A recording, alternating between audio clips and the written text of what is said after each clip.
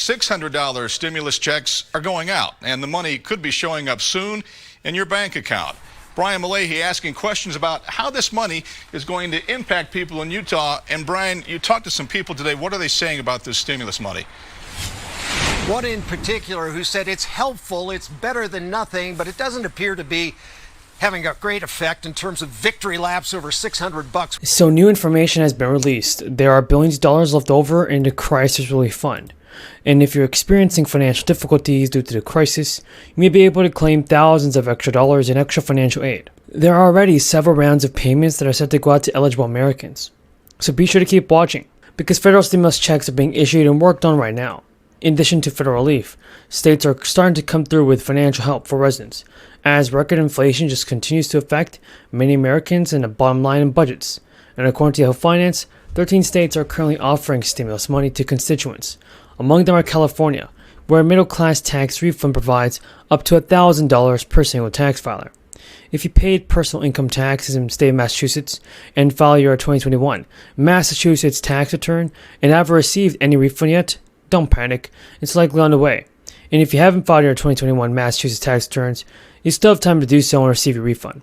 But if you're eligible for one, it's important to note that the 2022 tax refund program in the state of Massachusetts is a little bit different than the other stimulus programs, because each eligible Massachusetts taxpayer receives a different amount of money in the tax refund checks. That's because Massachusetts mails a check or provides a direct deposit that amounts to about 14% of each eligible taxpayer's state income tax from their 2021 tax return. Other states currently offering stimulus payments include Colorado, Delaware, Illinois, and Minnesota. Many others provided financial support early this year. And according to Forbes, a few more states may soon announce stimulus packages, income tax rebates, and gas rebates.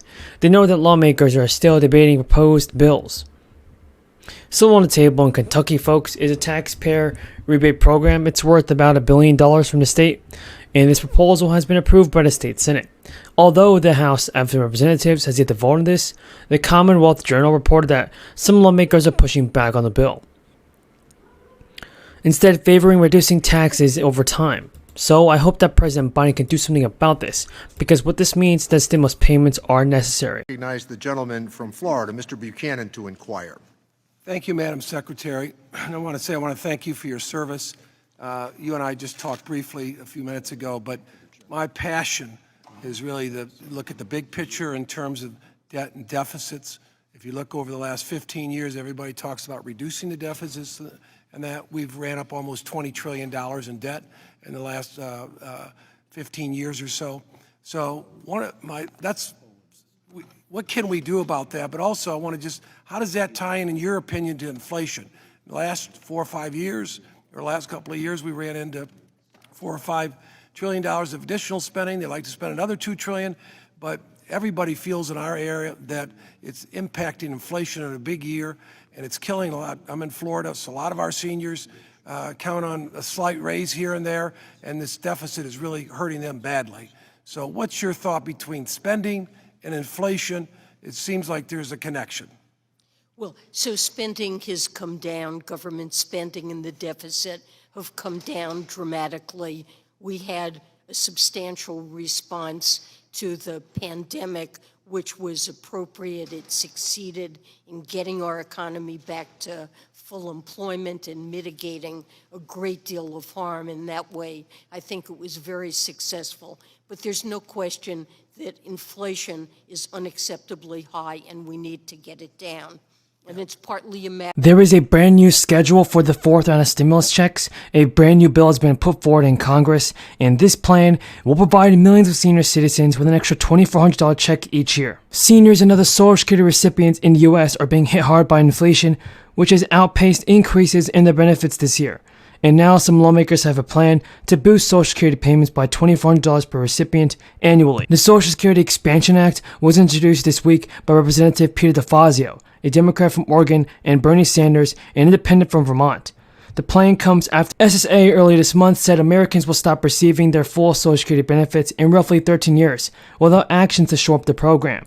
Social Security recipients will receive one cost of living adjustment each year, which is based on inflation and is supposed to keep their benefits in line with rising prices. But this year, beneficiaries are seeing their purchasing power wane as inflation overtakes their latest COLA increase of 5.9%. In May, it rose 8.6% from a year ago, a 4-decade high that pushed up the cost of food, shelter, and other staples. The new bill would seek to lessen the strain on people collecting Social Security by boosting each recipient's monthly check by $200, an annual increase of $2,400. Martha Sheehan, president of the National Association of Registered Social Security Analysts, said that many seniors rely on Social Security for the majority, if not all, of their income. $200 a month can make a significant difference for many people. The average monthly Social Security check is about $1,700, so a $200 increase will represent a 12% boost. The bill would also make several additional changes to the program, including butt-resting the program's funding by applying the Social Security payroll tax on all income above $250,000. And currently, earnings above $147,000 are not subject to the Social Security tax. Although the bill would likely face obstacles in Congress, lawmakers are likely to take steps to shore up Social Security given the eventual shortfall, which will result in a cut to monthly benefits by about 20% starting in 2035.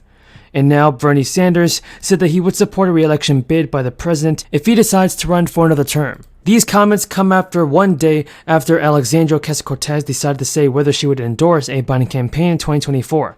And asked if he would support the president in 2024, Sanders told CNN, "It's probably a little too early," before adding, "Biden will probably run again, and if he runs again, I will support him." Now, Bernie Sanders, who ran for the White House against Biden in 2020, also said he would not mount a primary challenge if Biden is running. The White House reiterated on Monday that Biden is planning to run in 2024. Now, the tweet came after Ocasio-Cortez would not say on Sunday if she would back Biden in the next presidential election if we were to run. AOC stated, "We'll cross that bridge when we get to it, but I think if the president has a vision, and that's something certainly we're all willing to entertain and examine when the time comes." A Morning Consult poll released last week showed 40% of Americans approve of Biden's job as president, compared to 42% prior. The president has also been juggling a handful of domestic inflation and international issues. First Class Heath Robinson. It's about every American who's lost their lives to toxic exposures because of the duty that they have performed for this country. Sadly, it's too late to do right by Will and Heath and so many others, but today this body has a chance to do the right thing by their families and future generations of our all-volunteer military by passing the Sergeant First Class Heath Robinson Honoring Our PAC Act.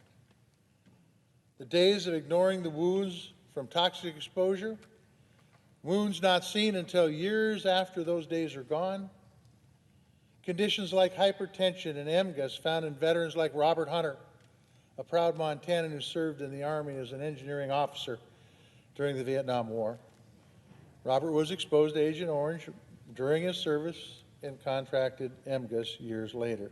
He's one of the 66,000 veterans in Montana that would become eligible for relief underneath this bill.